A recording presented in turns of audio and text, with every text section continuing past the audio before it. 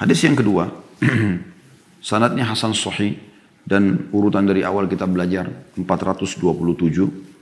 Bunyinya dari Abu Darda radhiyallahu anhu, dia berkata, aku mendengar Rasulullah sallallahu alaihi wasallam bersabda, "Ma min thalathatin fi qaryatin wala badwin la tuqamu fihim as-salatu illa qad istahwadha alaihim asy-syaitan fa 'alaikum bil jama'ati fa innama ya'kulu adh-dhi'bu minal ghanamil qasiyah."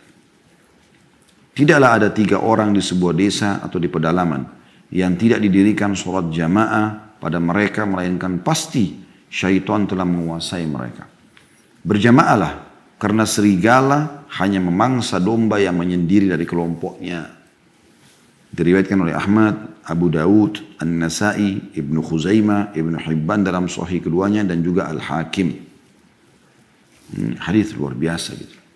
Perhatikan teman-teman, saya baca lagi terjemahannya. Ini sabda Nabi SAW, hadisnya Hasan Sahih. Tidaklah ada 3 orang di sebuah desa. Sebuah desa umumnya orang lebih daripada. Zaman kita sekarang mungkin 100 orang, 50 orang, kalaupun dusun kecil ya. Tidaklah ada 3 orang di sebuah desa atau di pedalaman yang tidak didirikan sholat jamaah pada mereka, melainkan pasti syaitan telah menguasai mereka. Lalu Nabi SAW bilang, oleh karena itu, supaya selamat dari syaitan, berjamaahlah. Karena serigala, di sini gambaran kiasan tentang syaitan, hanya memangsa domba yang menyendiri dari kelompoknya. Berenungi baik-baik hati.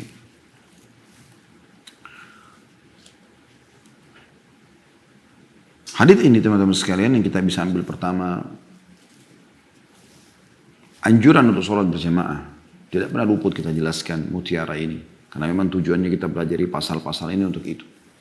Anjuran mengerjakan sholat berjamaah di masjid bagi laki-laki. Sampai pada tingkat kalau di satu perkampungan hanya 3 orang saja penghuninya, sudah tetap harus sholat berjamaah. Saya pernah mendatangi sebuah perkampungan di Irian waktu itu. Jauh sekali, subhanallah. Seingat saya ya, itu dari Maroke naik pesawat lagi Twin Otter sekitar 1 jam. Pesawat yang kecil yang pilotnya bisa terlihat ya. Kalau hujan dia kembali lagi gitu kan. Memang dipakai untuk di pedalaman-pedalaman. 1 jam. Itu saya masuk di daerah di Kabupaten Mapi di desa Kepi namanya. Kemudian dari situ kami jalan lagi naik speedboat. Seingat saya waktu itu sekitar 6 jam atau 7 jam. Jauh di pedalaman masuk di tengah-tengah hutan, rumah-rumah orang dari kayu-kayu ya. Ada muslimin di sana. Ada muslimin di sana. Dan subhanallah saya sempat berbicara dengan salah satu muslim di sana. Ternyata mereka nggak pernah kerjakan Jumat. Lalu kemudian apalagi berjamaah gitu. Walaupun ada yang sholat dihitung jari dan sholatnya masing-masing. Dengan alasan tidak ada masjid. Saya katakan, kan di sini umumnya orang memang rumah kayu. Kenapa Anda tidak buat masjid dari kayu? Berapa biayanya?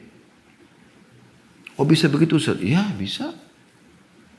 Allah tidak membebankan orang di atas kemampuannya. Anda tidak harus bangun dengan granit, dengan marmer.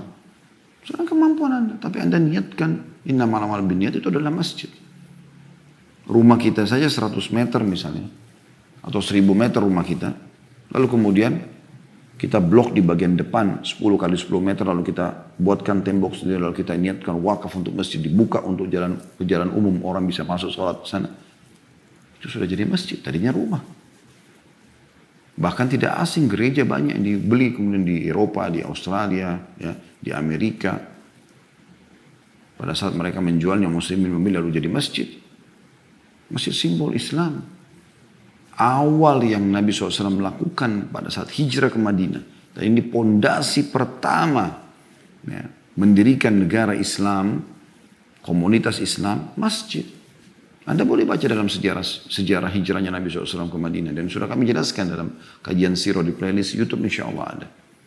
Yang pertama beliau lakukan adalah membangun masjid Kuba. Setelah beberapa hari, 1 hari 2 hari setelah itu, beliau jalan, bangun Masjid Nabawi, masuk ke dalam pusat kota Madinah, bangun Masjid Nabawi. Sebelum yang lainnya ini. Kan bisa saja Nabi SAW bilang, oke, sekarang karena saya baru hijrah, kita sholat masing-masing di rumah dulu. Bangun masjid langsung Nabi SAW terapkan bersama mereka sholat berjamaah. Karena di Mekah tidak bisa sholat berjamaah.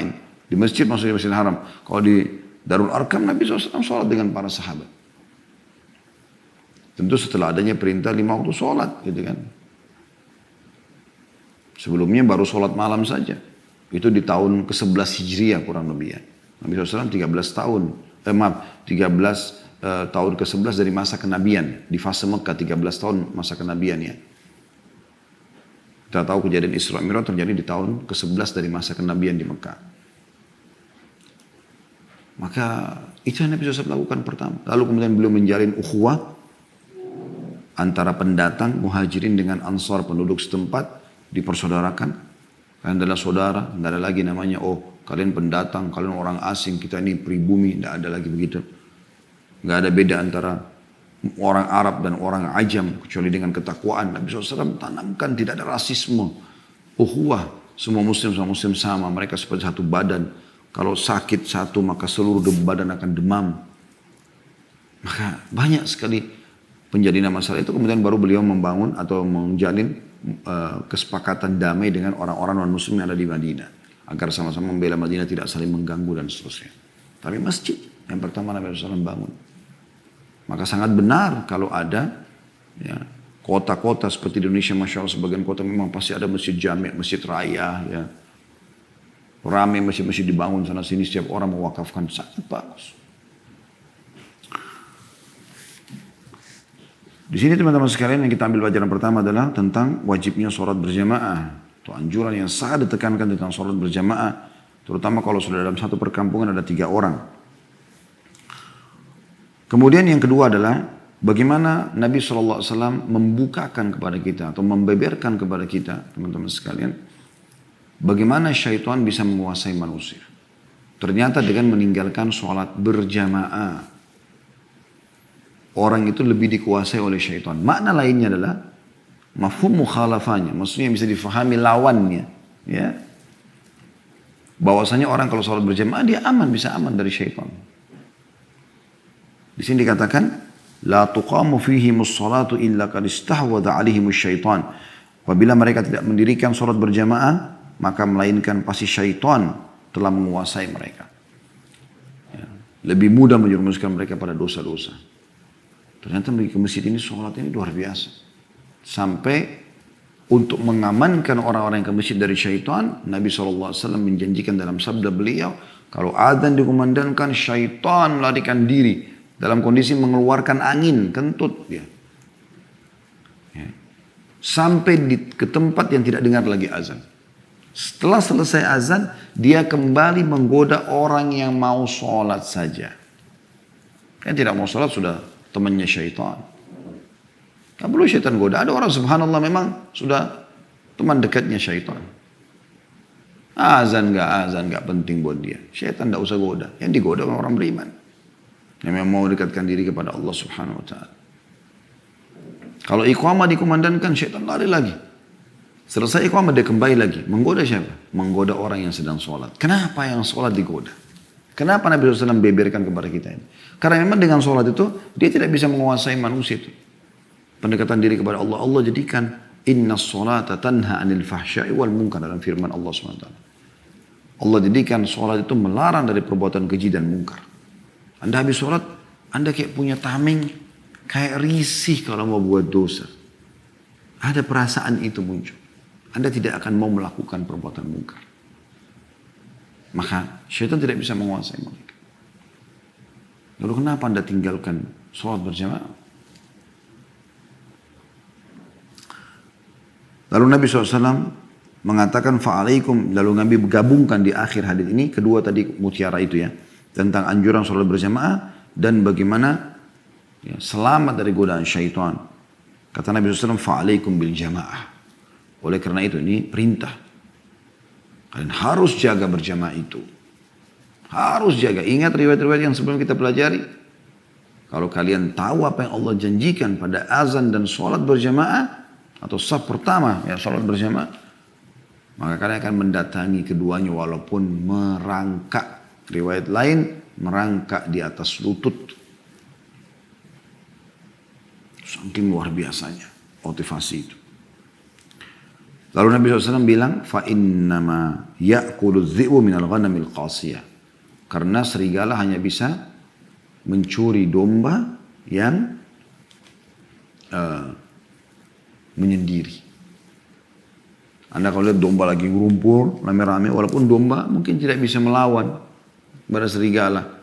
Umumnya serigala bisa menerkamnya. Tapi serigala tetap punya rasa takut. Jadi kalau kita orang rame-rame, setan juga godanya sulit. Enggak seperti kalau kita lagi sendiri. Mirip dengan hadis tentang perintah Nabi SAW agar safar jangan sendirian gitu kan. Bagaimana beliau mengingatkan masalah itu agar tidak mudah digoda oleh syaitan. Dan seterusnya banyak penjelasan masalah ini, tapi yang jelas di sini kita lihat bagaimana dikuatkan oleh Al-Mundhiri. Beliau mengatakan dan telah disebutkan pada pasal ke-16 sama kitab salat bab ke-16 hadits Ibnu Mas'ud radhiyallahu anhu, dan di dalamnya terdapat walau annakum shallaitum fi buyutikum kama yusalli hadzal mutakhallifu fi baitihi la taraktum sunnata nabiyyikum walau taraktum sunnata nabiyyikum la dhawaltum. Seandainya, kata sahabat Nabi yang mulia ini, merincikan tentang yang dimaksud sholat jamaah di masjid atau bukan sih, gitu loh. Kalau ada yang bertanya begitu kan, Ustaz sholat berjamaah bisa saja di rumah kita kerjakan berjamaah. Perhatikan apa kata Abdullah bin Mas'ud, sahabat Nabi yang langsung bertemu dengan Nabi SAW, memahami langsung dari lisan Nabi SAW, penjelasan Nabi SAW. Beliau rincikan, beliau mengatakan seandainya kalian sholat di rumah kalian. Perhatikan, sebagaimana orang yang tidak menghadiri sholat jamaah ini melakukan di rumahnya, niscaya kalian telah meninggalkan sunnah Nabi kalian, perintah sunnah Nabi kalian. Dan apabila kalian meninggalkan sunnah Nabi kalian, maka kalian akan tersesat. Bisa bermanfaat adalah langsung dikuasai oleh syaitan, digoda oleh syaitan. Karena tadi berhubungan dengan hadis yang sebelumnya. Karena ini menguatkan. Ini diriwayatkan Muslim dan juga Abu Daud.